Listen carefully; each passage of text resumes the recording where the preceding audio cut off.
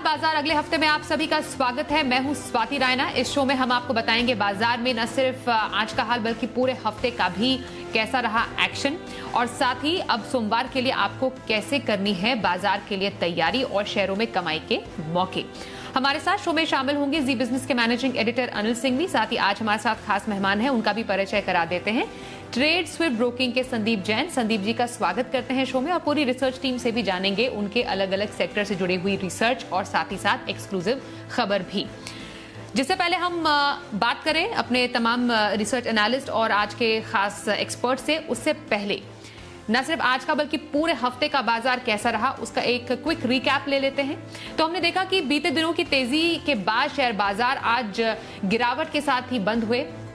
तेजी पर ब्रेक लगा। हफ्ते के आखिरी कारोबारी दिन बाजार गिरावट के साथ बंद हुए। सेंसेक्स 191 अंकों की गिरावट के साथ 57,124 और निफ्टी 69 अंकों की गिरावट के साथ 17,000 पर बंद हुआ। बाजार में बैंकिंग शेयरों की भी खूब पिटाई हुई। बैंक निफ्टी 334 अंक तो मिड कैप इंडेक्स 1% गिरकर बंद हुए। एफआईआईज और डीआईआईज की तरफ से आंकड़े क्या बताते हैं, समझते हैं। एफआईआईज यानी विदेशी संस्थागत निवेशकों ने कैश मार्केट में करीब 715 करोड़ रुपए की बिकवाली की है, तो वहीं डीआईआईज की तरफ से भी आज करीब 43 करोड़ रुपए की बिकवाली के आंकड़े ही सामने आए हैं।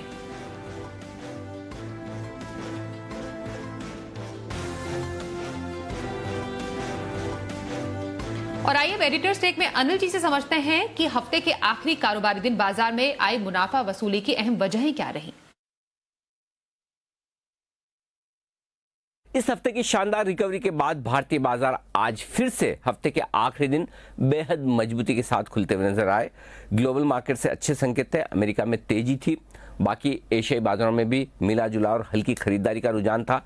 एफआईआईज की तरफ से खरीदारी के आंकड़े बेहतरीन थे और कल 17,000 के ऊपर की क्लोजिंग और वीकली एक्सपायरी की समाप्ति, इन सारे ट्रिगर्स के चलते बाजार 17,100 के ऊपर फिर से खुले और 17,150 के अहम टारगेट के नजदीक पहुंचे। लेकिन जो 17,150, 17,225 वो रेंज मानी जा रही है जहां पर बड़ी रुकावट है और वहीं से बाजार में एक बड़ी गिरावट का सिलसिला शुरू हुआ था। तो जाहिर सी बात है 16,400 से 17,150 की एक तरफा यात्रा करने के बाद निफ्टी वहां पर रुकता अटकता हुआ नजर आया। मजबूत शुरुआत के तुरंत बाद ही एक तगड़ी मुनाफा वसूली होती नजर आई। बैंक निफ्टी भी कल के हाईस को 35,500 के आसपास को पार नहीं कर पाया और वहां पर भी जहां से खुले वहां से पहले ही मिनट में प्रॉफिट बुकिंग शुरू होती दिखी और एक्चुअली निफ्टी के मुकाबले में बैंक निफ्टी ज्यादा कमजोर रहा। बंद होने के वक्त निफ्टी 17,000 के लेवल को होल्ड कर पाया, तो वीकली क्लोजिंग के लिहाज से निफ्टी उतना बुरा नहीं, बैंक निफ्टी जरूर थोड़ा सा कम मजबूत या यूं कहें कि ज्यादा कमजोर बंद हुआ है 35,000 के ठीक नीचे। आज मुनाफा वसूली का माहौल था, तो थोड़े मिड कैप आईटी शेयरों को छोड़ दे और चुनिंदा शेयरों की खरीदारी को छोड़ दे तो चौतरफा बिकवाली का माहौल था, जिसमें मिड कैप और स्मॉल कैप शेयर भी आज दबाव पर दिखे। तो हफ्ते के आखिरी दिन अच्छी प्रॉफिट बुकिंग आती हुई नजर आई और जिस तरह की स्क्रीन थी, जिस तरह का ट्रेडिंग पैटर्न था, ऐसा लग रहा था कि 3 दिनों की अच्छी वायदा कारोबार में खरीदारी के बाद शायद आज लगता है एफआईआईज की तरफ से बिकवाली का दबाव फिर से बढ़ता हुआ नजर आया है। आज के डेटा देखकर ये समझ में आएगा। लेकिन कह सकते हैं कि एक अच्छे लेवल पर आने के बाद जो फंसे हुए ट्रेडर्स हैं या फिर जो फंड्स हैं जो ऊपर के लेवल पर प्रॉफिट बुक करना चाहते हैं, उन्होंने प्रॉफिट बुकिंग की। और एक और वजह यह भी कि आज रात लगभग सारे ग्लोबल मार्केट्स बंद हैं, तो 3 दिनों के संकेत आपके पास मिसिंग होंगे। जब सोमवार के लिए आप बाजार में फिर से लौटेंगे तो उन सब के बीच में भारतीय बाजारों की शुरुआत होगी। तो ओवरऑल कह सकते हैं एक अच्छी मजबूत शुरुआत के बाद प्रॉफिट बुकिंग का दिन। तो सोमवार के बाजार के लिए खास तैयारी भी समझेंगे अनिल जी से, लेकिन उससे पहले पूरे हफ्ते बाजार में सेक्टर स्पेसिफिक एक्शन कैसा रहा जानने के लिए सीधे रुख करते हैं मेरी सहयोगी देवांशी आशर का। देवांशी जरा बताएं, अब पूरे हफ्ते बाजार में किस तरीके का एक्शन हमें देखने को मिला? जी बिल्कुल, आप देखिए ओमिक्रॉन की चिंता के चलते इस हफ्ते बाजार में भारी उतार चढ़ाव के साथ कामकाज होता हुआ दिखा। इस हफ्ते शुरुआत में भारी गिरावट देखने मिली थी। सोमवार के ट्रेडिंग सेशन में निफ्टी 4 महीने के निचले स्तर पर पहुंचते हुए दिखे, लेकिन उसके बाद धीरे धीरे बाजार में कॉन्फिडेंस बिल्डअप होता हुआ दिखा और उसके बाद बाजार में रिकवरी के संकेत थे। अब देखिए सबसे पहले तो फाइजर की जो दवा को, कोविड की दवा को जो मंजूरी मिली, उसके चलते ग्लोबल मार्केट्स में भी रिकवरी आती हुई दिखी। चिंता थोड़ी सी कम होती हुई दिखी थी। उसके बाद हमारे बाजार में भी रिकवरी आती हुई दिखी। उसके सिवाय रुपए में जो मजबूती मजबूती लगातार आई, उसके चलते भी हमारे बाजार में कॉन्फिडेंस आया। और दूसरी सबसे अहम पॉजिटिव ट्रिगर था जो कि एफआईज की बिकवाली लगातार इस महीने हमने देखी है, लेकिन एफआई की जो बिकवाली का अमाउंट है वो कम होता हुआ दिखा, जिसके चलते हमारे बाजार में भी थोड़ा सा कॉन्फिडेंस बिल्डअप हुआ, रिकवरी अच्छी आती हुई दिखी थी। अब देखिए टॉप अगर इंडाइसिस की बात करें तो जैसे मैंने कहा निफ्टी और सेंसेक्स एकदम सपाट बंद होते हुए दिखे इस हफ्ते, लेकिन निफ्टी बैंक और फाइनेंशियल्स थे जहां पे सबसे ज़्यादा गिरावट आती हुई दिखी, और साथ ही मिड कैप इंडाइसिस भी करीब 1% तक की डाउनफॉल के साथ क्लोज हुआ। सेक्टर्स जहां पे तेज़ी थी, आईटी और फार्मा ने बाजार को इस हफ्ते संभाला था, करीब 2% और 3% तक के गेन्स थे, लेकिन एफएमसीजी, मेटल और रियल्टी भी टॉप गेनर्स रहे। दूसरी तरफ सरकारी बैंक्स और निजी बैंक सबसे ज़्यादा गिरावट यहीं पे आती हुई दिखी। फाइनेंशियल्स में भी इस बार 2% तक की गिरावट थी। टॉप निफ्टी के गेनर्स की बात करें, HCL Tech, Cipla, Tech Mahindra, UPL, ये सारे स्टॉक्स हैं। ज़्यादातर आईटी स्टॉक्स है जिसमें बाजार में आज इस हफ्ते तेज़ी आती हुई दिखी। लूजर्स में एनटीपीसी, ग्रासिम, बीपीसीएल जैसे स्टॉक्स थे। मिड कैप गेनर्स की बात करें तो Birla soft, first solution, SRF जैसे स्टॉक्स में अच्छे गेन्स आते हुए दिखे, 7% से 10% तक की मजबूती। और वहीं अगर मिड कैप लूजर्स की बात करें, CDSL, delta Corp, Shriram transport, AU small finance bank में 7% से लेकर 10% तक की गिरावट इस हफ्ते हमने देखी है। लेकिन सबसे अहम स्टॉक इस बार जी एंटरटेनमेंट का रहा, क्योंकि जी एंटरटेनमेंट और सोनी के बीच में जो बड़ी डील होती हुई दिखी, उसके चलते जी एंटरटेनमेंट भी इस पूरे हफ्ते फोकस में था। आईपीओस भी लिस्ट होते हुए दिखे थे, लेकिन अनुमान से कम लिस्टिंग होती हुई दिखी। लेकिन इन ऑल अगर आप देखें तो भारी उतार चढ़ाव के साथ इस बार बाजार में कामकाज हुआ, लेकिन सपाट क्लोजिंग इस हफ्ते मिलती हुई दिखी है। बिल्कुल, आइए अब सीधे रुक करते हैं आज के एक्सपर्ट संदीप जैन का। संदीप जी, पिछले हफ्ते की तरह इस बार का शुक्रवार भी बाजार ने गिरावट के साथ ही बंद किया। अब साल के आखिरी हफ्ते में अगले हफ्ते आप क्या एक्सपेक्ट कर रहे हैं बाजार से? सोमवार के लिए कौन सी इंट्राडे पिक आज लेकर आए हैं और साथ ही पोजिशनल व्यू कहां पर? देखिए, बहुत ज्यादा उम्मीदें तो नहीं है बिल्कुल। एक तो लैकलस्टर वीक भी रह सकता है न्यू ईयर्स के पहले, और पोस्ट क्रिसमस काफी हॉलीडेज रहती हैं। आज भी इंटरनेशनल मार्केट्स बंद थे और एक्सटेंडेड वीकेंड के पहले एक आज मार्केट में लल और एक डलनेस देखने को मिली, और आज प्रॉफिट बुकिंग हुई है, क्योंकि मंडे के फॉल के बाद जो 3 दिन तक एक अच्छी राइज आई, तो उसके बाद एक प्रॉफिट बुकिंग आई, और आज तो एफआईआईज और डीआईआईज दोनों के ही बेचने के आंकड़े हैं। So I am not very bullish on the markets, और बैंक निफ्टी अंडर परफॉर्म कर रहा है। तो मैं यही कहूंगा कि बहुत ज्यादा बुलिश और एग्रेसिव होकर बाइंग के साइड में नहीं बैठे। मुझे ऐसा लगता है 17,200 250 ये अच्छा खासा एक रेंज है जहां पे रेजिस्टेंस आता है और प्रॉफिट बुकिंग आती है। तो मैं यही कहूंगा कि आज एक सेल कॉल में लेके आया हूं। जनरली मैं सेल कॉल कम देता हूं, बट आज आईआरसीटीसी जो कि मुझे वैल्यूएशन से भी महंगा लगता है और अच्छा खासा बढ़त लिया हुआ है, तो यहाँ पे टेक्निकली ये स्टॉक वीक होता हुआ दिख रहा है मुझे। एक छोटे स्टॉप लॉस के साथ बिल्कुल इसमें सेलिंग करनी चाहिए। तो 837 पे ये क्लोज हुआ था, 820 810 का टारगेट लगाएं और 850 का स्टॉप लॉस। और पोजिशनल पिक के तौर पे मैं कैश मार्केट का एक बेहतरीन क्वालिटी कंपनी, मेरी वन ऑफ द फेवरेट्स है, विधि स्पेशलिटी फूड इंग्रेडिएंट्स, जो कि आप ले सकते हैं 386 के लगभग बंद हुआ है, 430 और 450 का टारगेट्स और 360 का स्टॉप लॉस।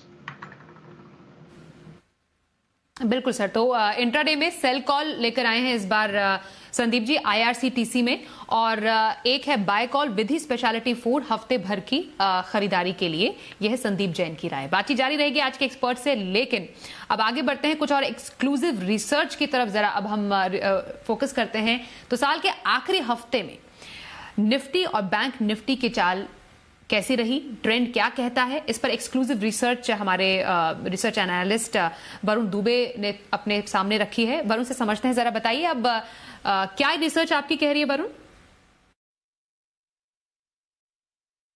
देखिए, साल के आखिरी हफ्ते में मार्केट में किस तरह का रिटर्न देखने मिलता है, इसे एनालाइज करने के लिए हमने पिछले 10 साल का डेटा खंगाला है।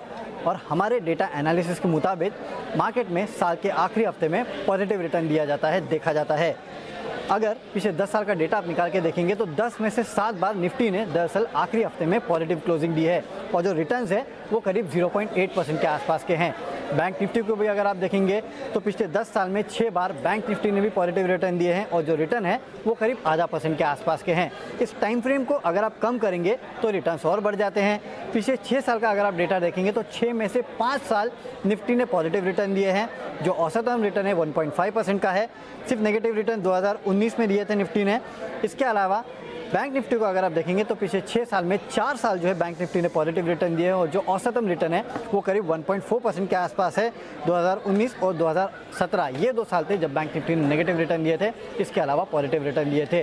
तो एक बात तो साफ है कि साल का आखिरी हफ्ता वैसे तो सुस्त माना जाता है, लेकिन कमाई ज़रूर होती है और रिटर्न के लिहाज से अगर आप देखेंगे तो ज़्यादातर मार्केट्स ने साल के आखिरी हफ्ते में पॉजिटिव रिटर्न्स इन्वेस्टर्स को कमा के दिए हैं।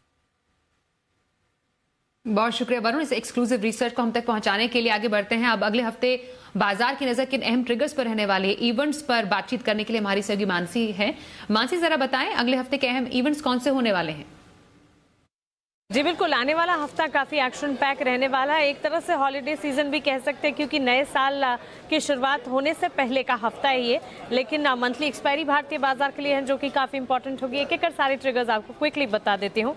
27 दिसंबर सोमवार के दिन HP अदरसिव की लिस्टिंग होगी, इशू प्राइस जिसका 274 रुपये का है। इसी दिन गो फैशन एंकर निवेशकों का 1 महीने का जो लॉक इन है वो खत्म हो जाएगा। GE शिपिंग 27 दिसंबर को बोर्ड बैठक है, बायबैक पर विचार करेंगे। वहीं इस दिन काफ़ी सारे ग्लोबल मार्केट्स में छुट्टी होगी जैसे UK, Hong Kong, Australia, Canada, New Zealand, south Africa. Clearly यहाँ पर पूरा हफ्ता जो है न्यू ईयर के चलते छुट्टियाँ ही मनाते हुए ग्लोबल मार्केट्स देखेंगे। 28 दिसंबर सुप्रिया लाइफ साइंसेज की लिस्टिंग होगी, इशू प्राइस जिसकी 274 की है। अजंता फार्मा का बायबैक पर बोर्ड बैठक होगी। वहीं मजगांव डॉक डिविडेंड पर एक बोर्ड बैठक होगी और ग्रीनलैंड इंडस्ट्रीज पूंजी जुटाने को लेकर एक बोर्ड बैठक करने जा रहे हैं। ग्लोबल हॉलीडेज इस दिन UK, ऑस्ट्रेलिया, कनाडा और न्यूजीलैंड के होते हुए दिखेंगे। तो ग्लोबल मार्केट से क्यूज कम ही आएंगे सोमवार और मंगलवार के दिन। बुधवार के दिन 29 दिसंबर MMTC की AGM होगी जिस पर फोकस होगा। वहीं गुरुवार 30 दिसंबर को, महीने का आखिरी गुरुवार है, दिसंबर सीरीज की एक्सपायरी इस दिन होते हुए दिखेगी।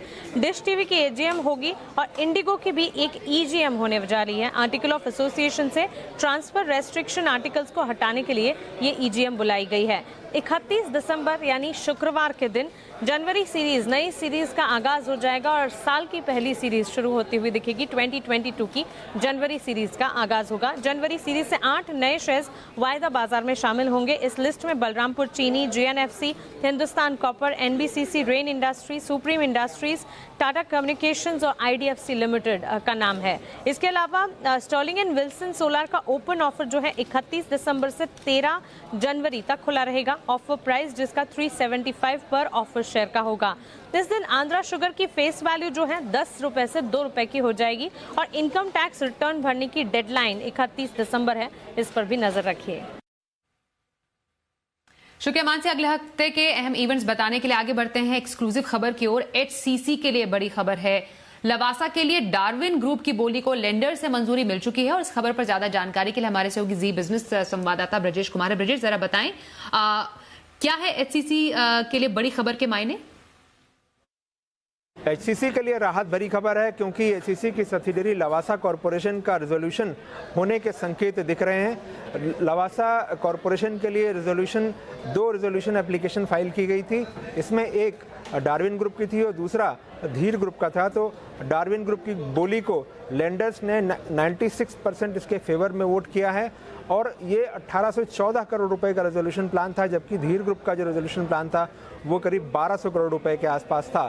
साथ ही डार्विन ग्रुप ने अपनी रेजोल्यूशन एप्लीकेशन में ऐसी कोई कंडीशन नहीं रखी कि अगर पर्यावरण की मंजूरी नहीं मिली तो प्लान रद्द हो जाएगा, जबकि दूसरे जो बोली लगाने वाले थे उन्होंने ये शर्त रखी थी कि अगर ये क्लियरेंस नहीं मिल पाता है तो रेजोल्यूशन प्लान फेल हो जाएगा। तो कुल मिलाकर के एक बड़ी राहत की खबर है बैंकों के लिए कि आखिरकार इसका रेजोल्यूशन होता दिख रहा है। साथ ही जो घर के खरीदार थे लवासा के प्रोजेक्ट में, उनको भी एक बड़ी उम्मीद बनती दिख रही है कि आखिरकार लंबे समय से जो उनका घर का अपना अटका हुआ मामला था वो भी शायद सुलझ जाए जल्दी ही। हालांकि जो रेजोल्यूशन प्लान है इस पर अभी NCLT की मंजूरी लेनी बाकी है। शुक्रिया करेंगे आपका ब्रजेश इस पूरी जानकारी हम तक पहुंचाने के लिए। अगली खबर दरअसल L&T फाइनेंस से जुड़ी हुई है। L&T फाइनेंस ने म्यूचुअल फंड कारोबार अपना बेच दिया है और शेयर में गिरावट भी दर्ज की गई है। पूरी जानकारी देवांशी से समझते हैं। बताइए देवांशी। जी बिल्कुल, आप अब देखिए L&T फाइनेंशियल होल्डिंग में आज करीब 6.5% तक की गिरावट देखने मिली। सबसे पहले मैं आपको खबर बता दूं, L&T फाइनेंशियल होल्डिंग्स ने अपने जो म्यूचुअल फंड कारोबार है उसको HSBC AMC को बेचती हुई दिखेगी, 100% हिस्सेदारी बेचेगी और ये जो ओवरऑल डील है ये $425 मिलियन में होती हुई दिखी है, जो कि अगर आप रुपी टर्म्स में कन्वर्ट करते हैं तो करीब 3,200 करोड़ में ये डील होती हुई दिखी है। अब देखिए लगातार L&T फाइनेंशियल होल्डिंग ने ये कहा है कि कंपनी अपनी बैलेंस शीट को मजबूत करना चाहती है, लंबे समय के लिए कंपनी को कैपिटल की जरूरत है और इसी के चलते कंपनी अपनी जो सब्सिडरीज है वहां पे वैल्यू अनलॉकिंग करती हुई दिखेगी और वहां पे हिस्सा बेचकर अपनी जो बैलेंस शीट है उसको मजबूत बनाने की योजना कंपनी की लंबे समय से है। फाइनली कंपनी ने अपने जो म्यूचुअल फंड कारोबार है वहां पे जो 100% हिस्सा है वो बेचती हुई दिखेगी।